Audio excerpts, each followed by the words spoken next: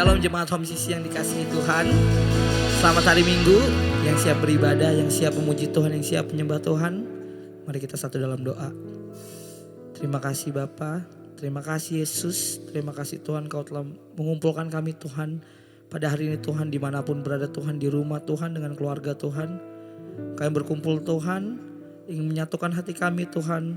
Kami ingin menyembah dan memuji Engkau Tuhan. Kami ingin menyenangkan hati-Mu Tuhan, biar apa yang kami berikan pada hari ini Tuhan dapat menyenangkan hati-Mu Tuhan.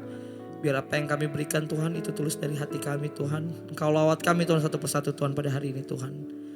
Lalu kami siap memuji Tuhan. Terima kasih Tuhan. Di dalam anak-Mu Yesus Kristus kami sudah berdoa dan mengucap syukur kepada Bapa di surga. Yang percaya katakan amin.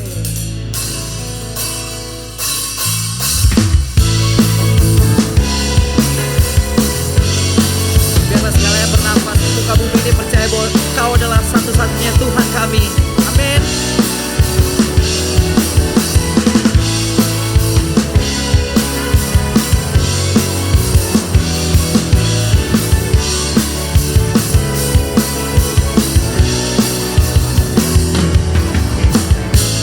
Tuhanlah kekuatan mazmurku,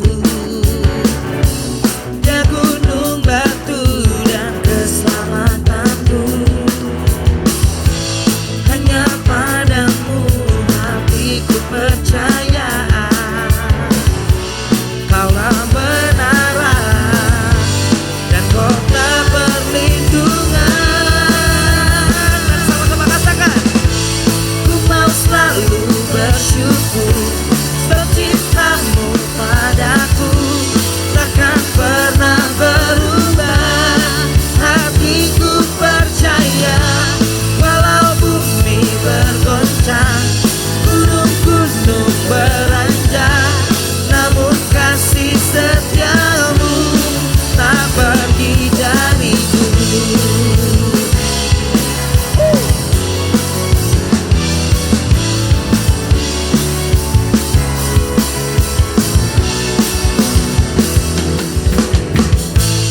Tuhanlah kekuatan dan mazmurku, ya gunung batu dan keselamatanku. Hanya padamu hatiku percaya, Kaulah benaran dan kota perlindungan. Mari yang percaya katakan, ku mau selalu bersyukur sebab cinta-Mu padaku takkan pernah berubah. Hatiku percaya, walau bumi bergoncang, gunung-gunung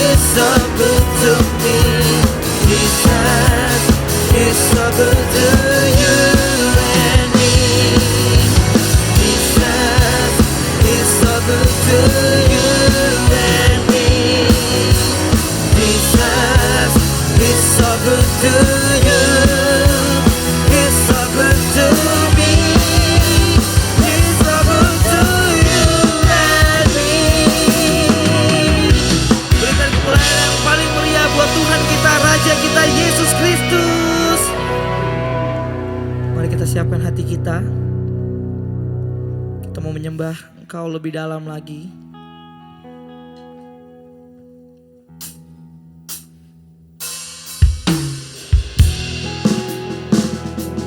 Terima kasih Tuhan.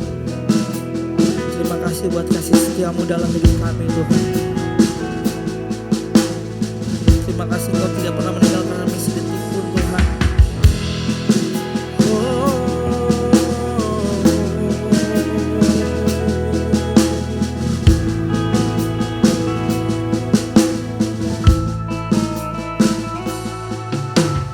Bapa Kau setia, takkan meninggalkan, dan ku percaya Engkau milikku dan ku milikmu. Kerinduanku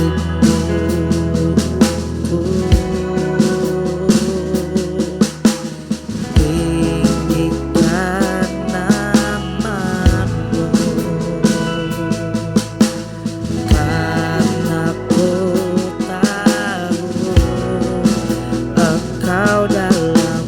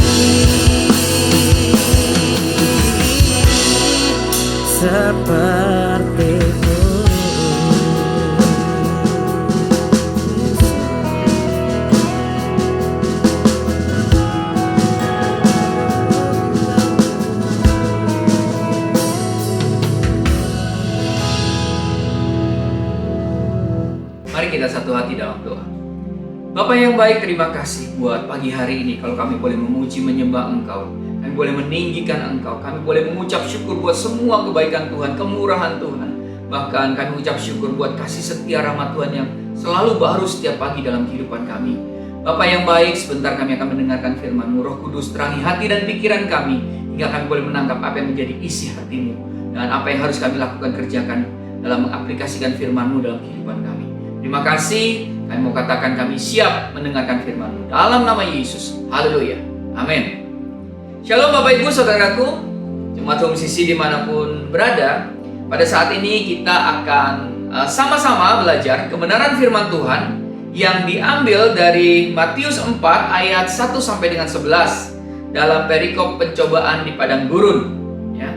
Nah, Bapak Ibu Saudaraku, ada beberapa hal yang menarik yang kita bisa dapatkan dari peristiwa di dalam perikop pencobaan di padang gurun ini. Ya, mari kita baca di Matius 4 ayat 1. Matius 4 ayat 1. Maka Yesus dibawa oleh Roh ke padang gurun untuk dicobai iblis. Ya, Bapak Ibu Saudaraku, peristiwa ini terjadi ya ketika Yesus selesai dibaptis oleh Yohanes Pembaptis. Ya, ini diceritakan di dalam pasal sebelumnya di Matius 3. Ya, di mana peristiwa ini terjadi ketika Yesus selesai dibaptis oleh Yohanes Pembaptis di Sungai Yordan. Nah, perlu diketahui bahwa ketika Tuhan Yesus dibaptis, orang-orang pada saat itu belum mengetahui Yesus ya adalah Allah yang menjadi manusia, karena memang Tuhan Yesus belum menyatakan dirinya secara terbuka kepada orang banyak. Jadi Bapak Ibu Saudaraku, setelah Tuhan Yesus dibaptis, ya firman Tuhan katakan ia dibawa oleh Roh Kudus ke padang gurun untuk dicobai iblis. Di sini dapat kita pelajari bahwa terkadang Roh Kudus membawa anak-anaknya, membawa kita sebagai anak-anaknya ke padang gurun ataupun lembah kekelaman. Supaya apa? Supaya iman kita dapat teruji. Supaya apa? Supaya iman kita semakin kuat di dalam Tuhan. Katakan amin. Kita belajar bahwa sekalipun Yesus adalah Tuhan, Ia sendiri mengalami pencobaan di padang gurun.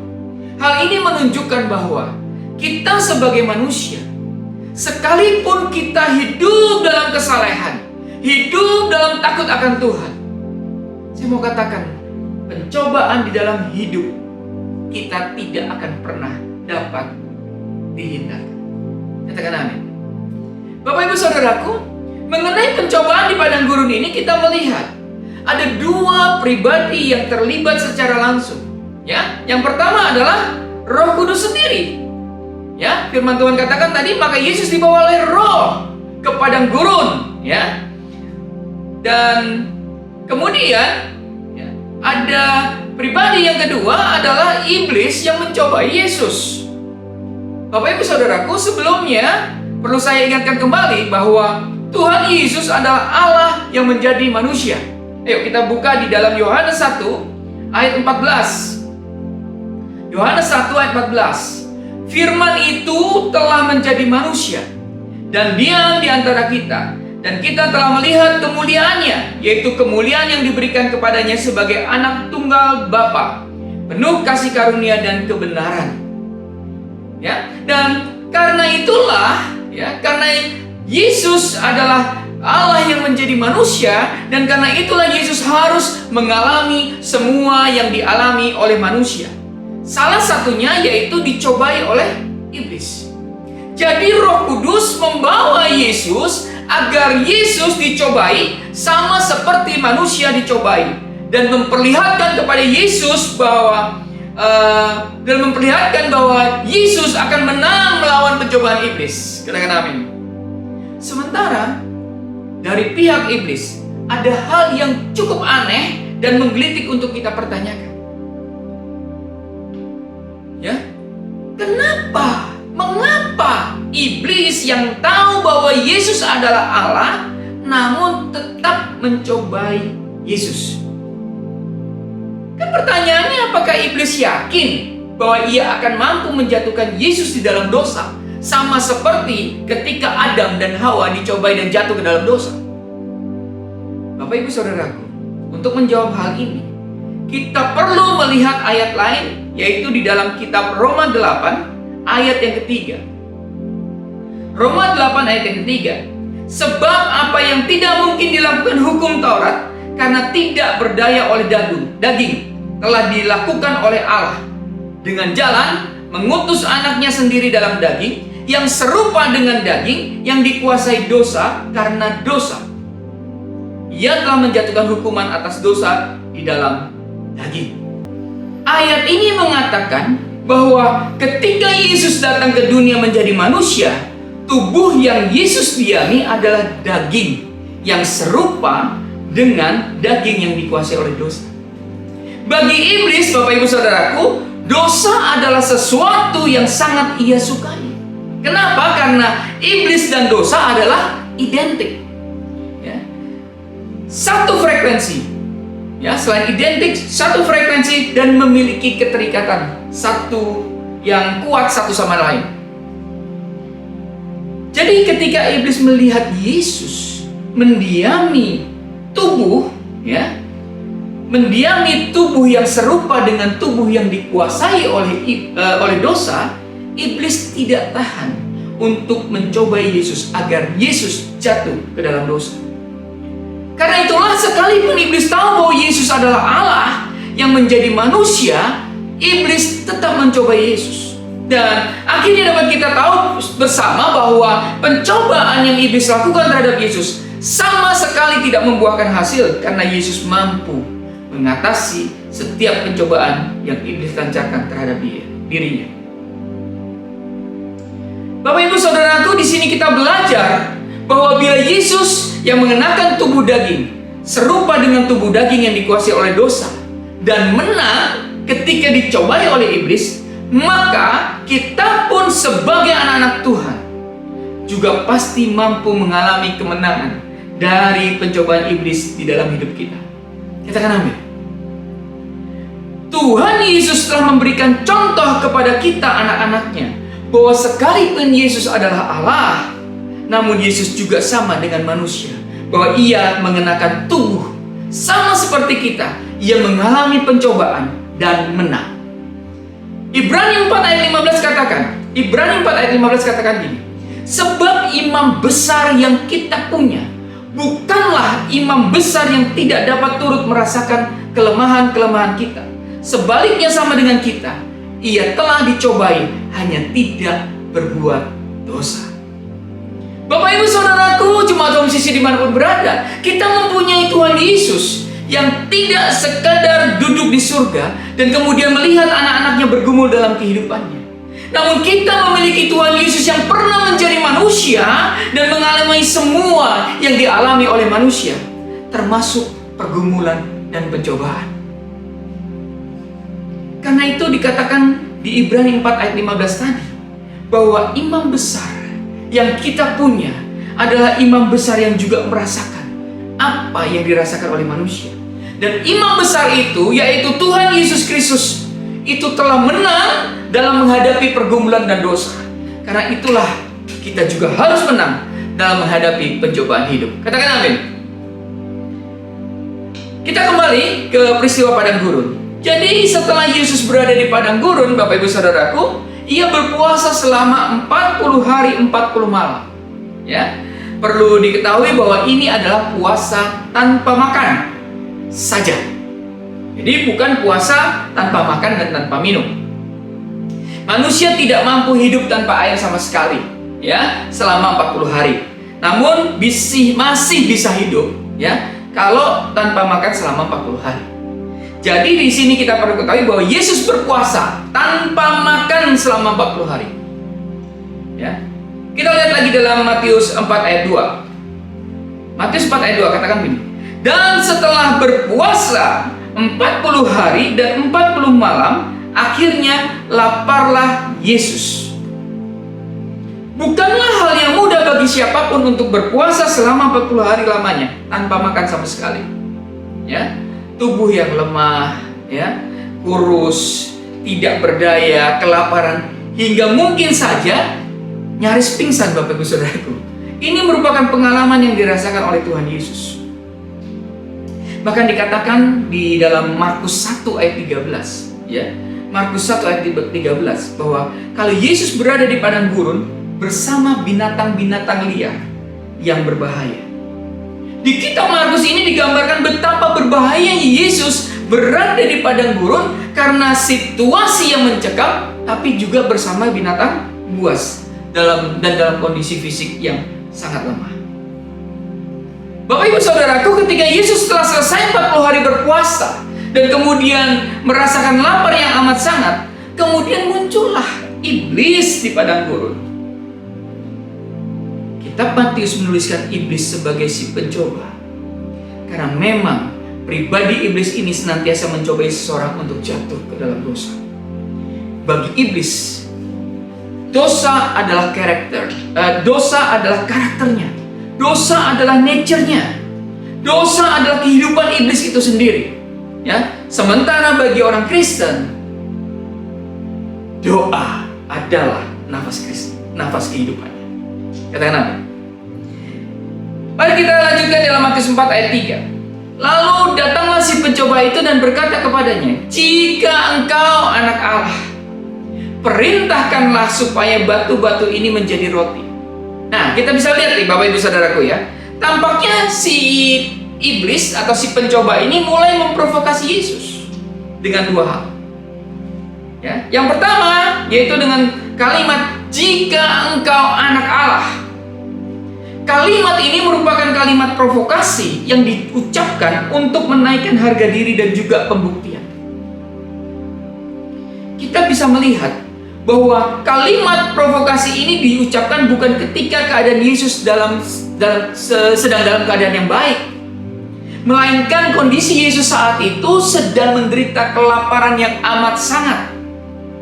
Bapak Ibu Saudaraku, seseorang yang lapar amat sangat maka akan melakukan apapun untuk menghilangkan lapar. Berapa banyak kita mendengar berita ya di sosial media bahwa karena masalah lapar, seseorang bisa menjadi gelap mata dan beringas, bahkan bisa membunuh seseorang. Di sini Yesus memberi contoh kepada kita bahwa sekalipun kita mungkin secara jasmani menderita kelaparan yang amat sangat hingga berdampak kepada emosi dan psikologi kita, namun jangan pernah terprovokasi oleh ucapan orang yang tidak memberikan solusi yang benar. Jangan sampai seseorang yang lapar ini terprovokasi dengan ucapan-ucapan orang yang ujungnya bukan pada solusi yang benar, tapi justru malah menyengsarakan diri sendiri. Bapak Ibu Saudaraku, perkataan "jika engkau anak Allah" menunjukkan bahwa iblis meminta pembuktian kepada Yesus bahwa Yesus itu benar-benar anak Allah. Di sini kita melihat bahwa di kondisi yang sangat mendesak, sangat darurat, sangat terjepit, Yesus diberikan sebuah tantangan untuk membuktikan bahwa dirinya adalah anak Allah. Yesus diberikan sebuah tantangan pembuktian, "Jika engkau anak Allah." Perkataan ini langsung menuju pada tusukan di hati, ya, yang paling dalam. Kenapa? Karena menyangkut sebuah identitas. Identitas Yesus dipertanyakan dan diprovokasi untuk dibuktikan di depan iblis yang notabene adalah malaikat jatuh, malaikat yang sudah jatuh, malaikat yang diciptakan oleh Yesus sendiri namun jatuh. Bila kita menjadi Yesus, mungkin kita akan langsung menghukum iblis seketika itu juga. Namun lagi-lagi Yesus mengajarkan agar emosi bisa dikendalikan sekalipun sedang dalam kondisi lapar yang amat sangat. Bapak Ibu Saudaraku, sebuah media ya namanya The Huffington Post ya. Paul Curry, seorang pakar perilaku nafsu makan sekaligus profesor psikologi di Reed College ya, mengungkapkan bahwa rasa lapar dapat mengubah seseorang menjadi sangat emosional ya, jadi emosian ya, yang seringnya timbul sebagai stres, kecemasan hingga kegelisahan. Itu sebabnya kita mungkin mengenal beberapa orang yang menjadi marah saat dia merasa lapar atau belum makan. Kenapa? Karena hal ini disebabkan karena makanan adalah sumber energi utama bagi tubuh. Setiap makanan yang masuk ke dalam tubuh akan dicerna dan diubah menjadi glukosa yang kemudian mengalir ke dalam aliran darah beserta nutrisi lainnya untuk mensuplai energi bagi setiap sel dan jaringan tubuh. Glukosa adalah makanan utama bagi otak. Jadi, apa yang dilansir dari The Huffington Post tadi, di sini kita diajarkan oleh Tuhan Yesus sendiri untuk apa? Untuk mampu mengendalikan emosi sekalipun sedang dalam kondisi yang sangat lapar dan kondisi yang sangat mengganggu emosi psikologinya kita. Yang kedua, yang kita bisa lihat di dalam Matius 4 ayat ketiga. Kalau tadi dikatakan jika engkau anak Allah, ya, yang kedua dikatakan perintahkanlah supaya batu-batu ini menjadi roti. Nah, lihat. Kalimat ini merupakan kalimat lanjutan dari provokasi yang tadi telah saya sampaikan. Karena kita dapat membayangkan bahwa rasa lapar yang sangat menyakitkan dan mungkin dapat memastikan metabolisme tubuh karena tidak mematikan metabolisme tubuh, ya. Karena tidak mendapatkan asupan gizi sama sekali selama 40 hari 40 malam. Kemudian diprovokasi dengan mengatakan jika engkau anak Allah, maka engkau dapat dengan mudah mengubah, ya, batu ini menjadi roti. Bapak Ibu Saudaraku, ini sama sekali bukanlah solusi yang benar dan tepat. Ingat bahwa solusi dari iblis sekalipun tampaknya baik namun tidak pernah benar. Katakan amin. Iblis bisa memberikan solusi kepada manusia, namun berhati-hatilah Bapak Ibu Saudaraku bahwa solusi iblis tampaknya baik, namun sebenarnya adalah jerat bagi manusia. Jadi kita harus waspada agar kita tidak mau menerima tawaran solusi dari iblis. Kenapa? Karena ujungnya akan menjerat diri kita. Maka di sini kita benar-benar belajar bahwa sekalipun kondisi hidup kita terjepit, bahkan terjepit seperti akan mati, jangan pernah melakukan kesalahan dan kebodohan dengan membiarkan emosi kita meledak hingga melukai diri kita sendiri, melukai orang lain. Kita juga belajar bahwa tidak semua solusi yang baik itu adalah solusi yang benar. Jadi jangan pernah mengambil solusi yang ditawarkan oleh siapapun juga bila solusi itu tidak benar dipandang dari Alkitab atau firman Tuhan. Bapak Ibu Saudaraku, rekan-rekan terkasih, Jemaat Home Sisi dimanapun berada, di akhir khotbah ini saya ingin menekankan, ya, untuk kita semua terus hidup benar, terus hidup kudus di hadapan Tuhan.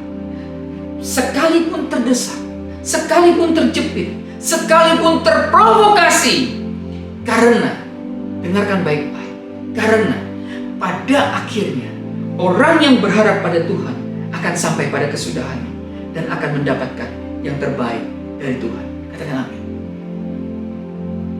Sekali lagi Bapak Ibu Saudaraku, pada akhirnya orang yang berharap pada Tuhan akan sampai pada kesudahan, akan mendapatkan yang terbaik dari Tuhan. Tuhan Yesus memberkati. Bapak yang baik, terima kasih buat firman-Mu hari ini yang meneguhkan, menguatkan kami. Seberapa banyak hamba-Mu hari ini Tuhan, anak-anak-Mu yang mendengarkan firman-Mu hari ini, mereka yang dalam kondisi yang mungkin terdesak, terjepit dan terprovokasi. Bapak, hamba berdoa dari mimbar ini, Engkau yang memberikan kekuatan apapun situasi mereka. Sekalipun mereka terdesak, terjepit dan terprovokasi, mereka mau mengambil sebuah keputusan untuk benar-benar berharap kepada Tuhan, benar-benar Tuhan mendapatkan solusi yang datang dari firman Tuhan dan bukan dari solusi yang lain. Terima kasih Tuhan Yesus, terima kasih.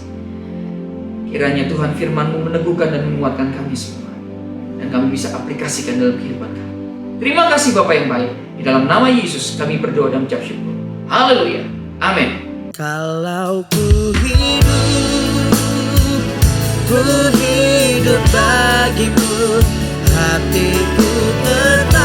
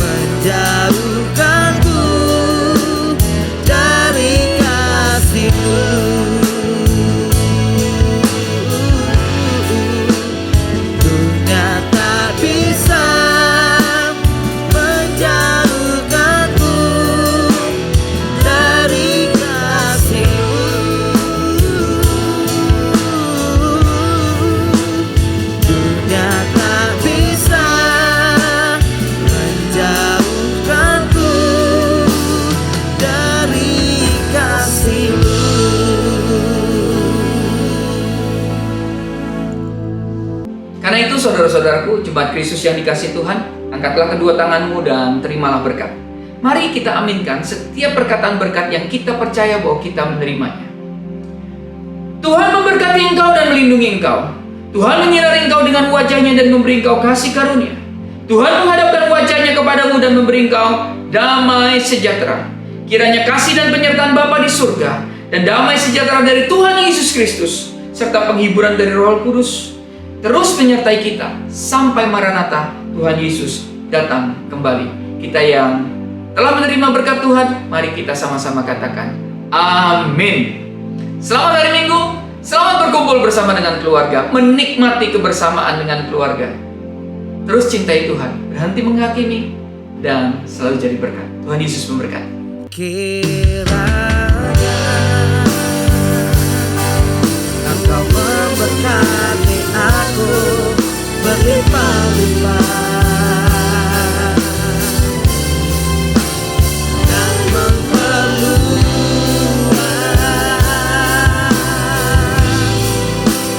daerahku.